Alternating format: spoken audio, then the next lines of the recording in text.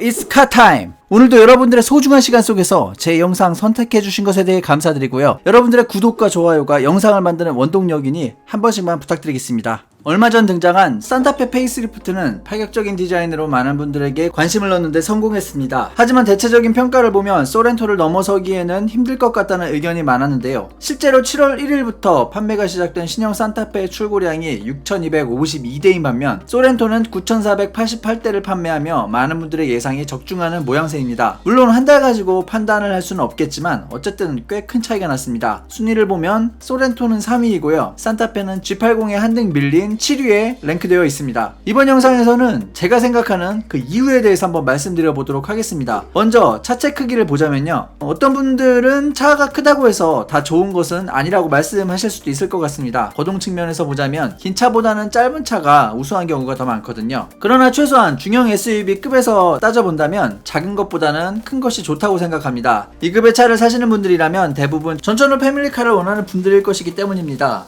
그런 면에서 산타페 페이스리프트는 비록 차이가 엄청나게 크지는 않지만 소렌토에 비해 한 수 접어주고 있습니다. 게다가 적재 공간마저 소소한 차이라고 볼 수 없을 정도로 꽤 차이가 납니다. 이건 상당히 치명적인 차이라고 생각합니다. 실용성 측면에서 밀린 것이니까 말입니다. 수치를 좀 살펴보자면요, 산타페 페이스리프트가 전장 4785mm인 반면에 소렌토 풀체인지는 4810mm로 소렌토가 25mm 깁니다. 전폭을 보자면 1900mm로 두 차가 동일하고요. 전고는 산타페가 1685mm, 소렌토 풀체인지가 1695mm로 소렌토가 10mm 높습니다. 휠베이스는 산타페 페이스리프트가 2765mm이고 소렌토 풀체인지는 2815mm로 소렌토가 50mm 더 깁니다. 트렁크 적재 용량은 산타페가 634L, 소렌토가 705L입니다. 소렌토가 71L나 더 넓습니다. 디자인을 보자면요, 실내 디자인은 누가 더 낫다고 말씀드리긴 어려울 것 같아요. 이 부분은 취향에 따라 갈릴 것 같거든요. 굳이 따져보자면 소렌토는 약간 중후한 느낌이 들고요, 산타페는 조금 더 산뜻한 느낌이 듭니다. 그러나 외관의 차이는 분명합니다. 이 부분 역시 취향의 영역이긴 하지만 호불호가 확실히 갈리는 산타페 페이스리프트보다는 대체적으로 좋게 평가되고 있는 소렌토 측의 승리라고 생각합니다. 최대한 많은 사람을 만족시켜야 하는 대중 브랜드가 가져야 할 덕목에 좀 더 부합하는 디자인이라고도 생각합니다.